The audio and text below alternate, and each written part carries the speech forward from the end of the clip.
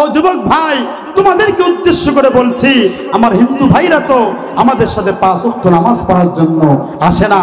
আমার হিন্দু ভাইরা কখনো জুমার নামাজ পড়ার জন্য আসে না।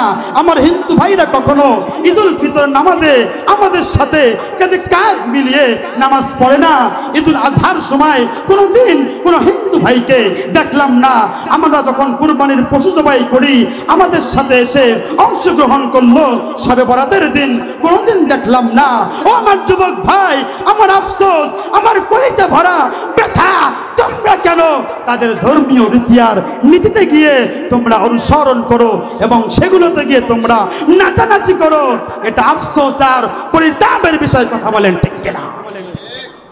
আমার হিন্দু ভাইরা, আপনারা আপনাদের ধর্মীয় রীতিনীতি পালন করেন, আমাদের কোনো দুঃখ নাই, পালন করেন। আমরা আমাদের ধর্মীয় রীতিনীতি পালন করি, আলহামদুলিল্লাহ। এরপরেও দেখা যায় অনেক আমার মুসলিম ভাই এই পূজাকে কেন্দ্র করে তারা স্বাগতম জানাচ্ছে এবং অনেক মুসলমানদেরকে, অনেক দলের প্রধানদেরকেও দেখা যাচ্ছে শুভেচ্ছা জানাচ্ছে।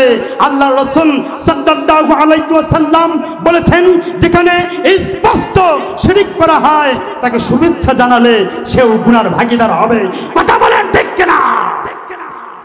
আমার ভাইরা, আমার বন্ধুগণ, আল্লাহ তাআলা পবিত্র কোরআনুল কারীমের মধ্যে বলেন, কুল হুয়াল্লাহু আহাদ আল্লাহুস সামাদ লাম ইয়ালিদ ওয়া লাম ইউলাদ ওয়া লাম ইয়াকুল লাহু কুফুয়ান আহাদ।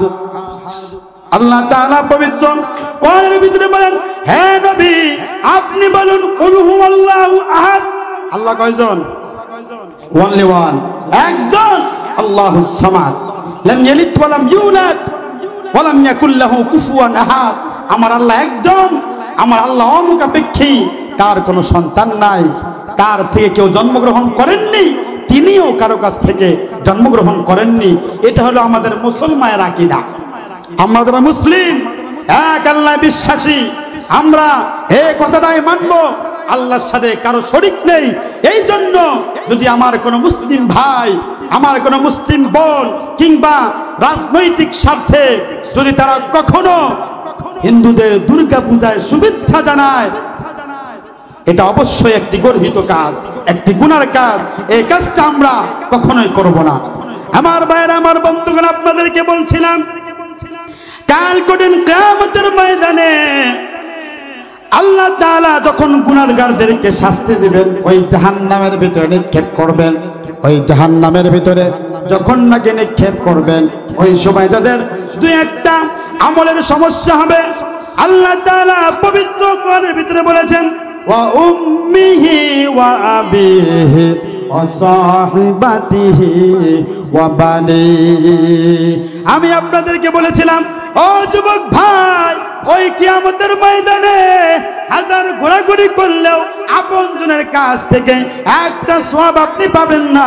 ওই কিয়ামতের ময়দানে আমার আজকের মাহফিলে যে সমস্ত যুবক ভাইয়েরা আপনারা ওয়াজ শোনার জন্য আসছেন, এই সমস্ত যুবক ভাইদেরকে ওই কিয়ামতের ময়দানে আল্লাহ তাআলা সমস্ত বিপদের আপদ থেকে হেফাজত করে ধরে ধরে জান্নাতের মধ্যে ঢুকিয়ে দিবেন। জোরে জোরে বলা যাবে কি সুবহানাল্লাহ?